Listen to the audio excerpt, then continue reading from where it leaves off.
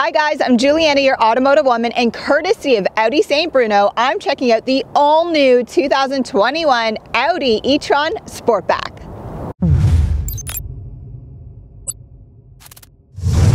Originally introduced in 2019 as Audi's first ever all-electric SUV, this Sportback model now represents the brand's second full EV SUV on their way to targeting 12 full EV models by 2025. This Sportback version now offers an increase of range from the original e-tron, more technology, and similar design cues from the other Q models found in Audi's traditional SUV lineup. And it doesn't matter which version you choose, being the regular style e-tron or this Sportback version, or essentially coupe. Both receive Audi's traditional quattro all-wheel drive system, but the EVs have two motors, one in the front and one in the rear, with a rear-wheel drive biased. Combined, they produce 355 horsepower with 414 pounds of foot torque, which results in a 0 to 100 in a quick 5.7 seconds when in full boost mode. If you're already subscribed to my channel, then you know this is when I implement the exhaust test, so you can listen to what 355 horsepower sounds like. But EVs don't have exhaust. They have this instead. Instant torque. Dynamic mode on. Let's do this. Oh yeah! It's incredible! Amazing! Okay, it's no secret that EVs offer the best acceleration, but braking is pretty important as well. And on the e-tron, you receive disc brakes on both the front and rear, with braking regeneration recuperation. And basically that means when you let go of the accelerator, it can recharge itself. And you can set that up either automatically or manually using the MMI infotainment system or the paddle shifters. Now, what's also incredibly important on EVs are your wheels. Before you change your wheels on an EV to change the style, the look, which suits you better, make sure you're speaking to a specialist at Audi St. Bruno or a local dealership near you, because trust me when I say, when you change your wheels, this will affect your driving range. Now, you may have noticed the e-tron symbol on the other side, similar to this one right here. That's because Audi provides its owners the option to charge from either side. But the driver's side has the only option to use the DC fast charging connection, which allows you to charge your battery up to 80% in 30 minutes. When you purchase your e-tron, you'll be given 3 different levels of charging. Sounds like a lot. It's not, and it's quite easy to understand. I'll break it down for you. Level 1 is your most basic, and this is where you can plug in to your traditional outlet. Level 2 in Audi will give you an at-home Audi charging system. This will be, again, your level 2. It will take more so about 8 to 10 hours. You'll also find level 2 more on the roads while you're driving to and from work or for a road trip. Now, level 3 is that DC fast charging that I just mentioned on the side. With DC fast charging, you can charge up to 150 kilowatts, and this is what takes you from 0 to 80% full within that 30 minutes. Now, when you purchase the e-tron, you're actually given free DC charging across North America through the Electrify Canada and US network. If you want to learn more about these cables, well, I'll provide a link down below, because my good friend and former racing teammate Rob McDonald has done a great video about it, so make sure you check it out. Every e-tron comes equipped with the S-Line package and LED lighting, both in the front and rear. And in my opinion, Audi really does set the standard of lighting design. I really like what they've done here with the crossbar brake light, which is in line with their sister brand of Porsche. And of course, you get a power lift gate. But as you can see, there's more than enough trunk space available. You have some storage space available on both sides, and you also receive an extra spare tire with some hidden storage space available back here as well. Now, there's no hiding the fact that in the Sportback version, or coupe style, you do lose some trunk space, but not as much space as you would think for your rear seat passengers. Actually, rear seat passengers only lose up to or less than 1 inch of headspace, depending on where you're measuring from. And that's not a lot when you consider this is a coupe style back or Sportback. And I know you can see there's tons of leg room. The e-tron is a 5-seater SUV, and it's perfect for either adult or a small family.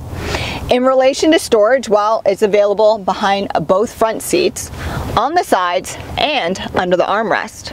And of course, you have some extra cup holders right here.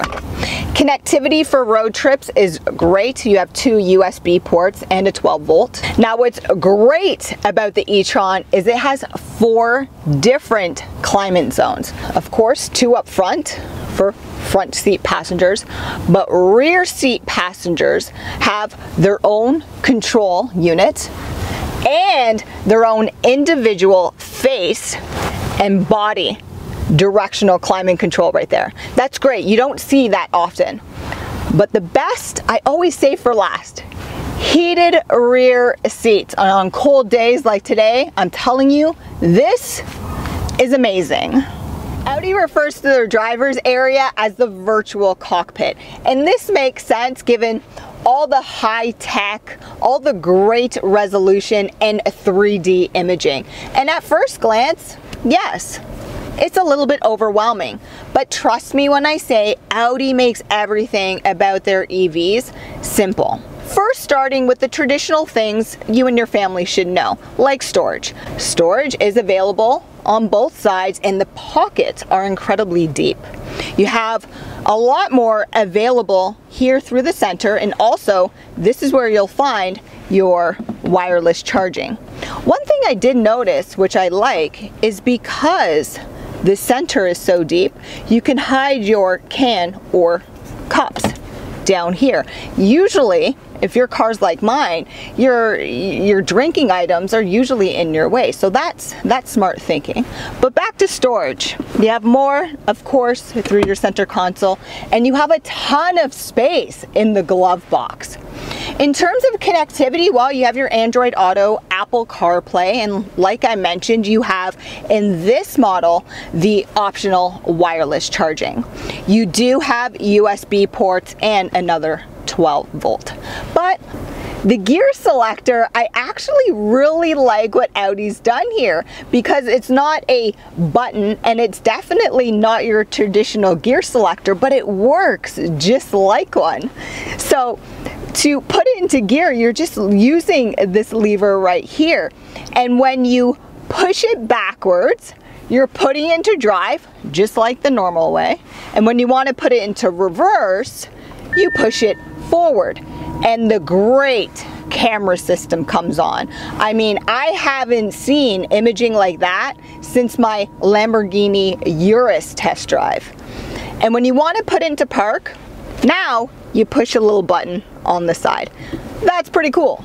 Let's move up to the MMI system. So you have 3 different screens. Here's your virtual, you have your multimedia and your driver preferences up here. Everything's incredibly sensitive to touch. And down here is going to be your climate control functions. Okay, when I said easy, it's that easy. Some of the features that stood out to me is navigation. It's pretty cool. You actually have 3 different ways you can control it. Your traditional way of just typing it in. You have your voice control that's either available up here or pushing the button on your steering wheel. But what I like is when you're using your navigation, you actually have the option to write it down below. It's really cool, and like I said, sensitive to touch. Another feature that stood out to me, and this is something I think you'll like, is the aroma Audi provides, and you can change the scent that's coming into the vehicle. I've chosen the winter scent because it's winter, but definitely go through them because this is a nice added touch. That and the fact that you could actually change the color of the illumination in here as well. Now, one feature I always turn off when I get into vehicles, when it's an option, and it's an option in the e-tron, is your heads-up display. I get it, heads-up display is supposed to be in your line of sight, but I actually don't like it because the screen on the e-tron is so large and that 3D imaging is fantastic. So go through the MMI system and you can actually just turn it off. Pay attention to the button that says View. Give it a click. This is what's going to change your imaging up here, and it either makes it larger or more narrow. And when it comes to your navigation, it actually pulls up the map here. Okay, and even with that, you can make it more narrow or wide. Using the arrow buttons on top, this is what you can change what's displayed right in the center. I've primarily left mine in the range setting because it tells me how I'm doing. And when I'm using my adaptive cruise as well too, it lets me choose how close I can get to the other driver. And that said, with the adaptive cruise, you can turn it off simply by using the button over here on this side. It turns it off. And same can be said for your lane departure sensors as well. You can turn these things on or off if you don't like them. Now, in terms of driving modes, there are a ton. You change those down here. Dynamic mode, your most favorite. Trust me when I say you're gonna love it. When you're changing your driving modes, again, that information's going to be right here through your driver cluster. Now I'm about to hit the road, and hopefully I can change or help curb some of that driving anxiety we all have with EVs. 2021 Audi e-tron Sportback, and in my opinion, I actually prefer the coupe style.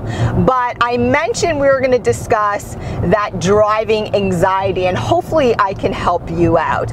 I think the anxiety really comes from the range, right? But do you have anxiety range when you're driving your gas car? Probably not, and I'll tell you why. Because we see the signs everywhere. So you're like, oh, there's another gas station, there's another gas station.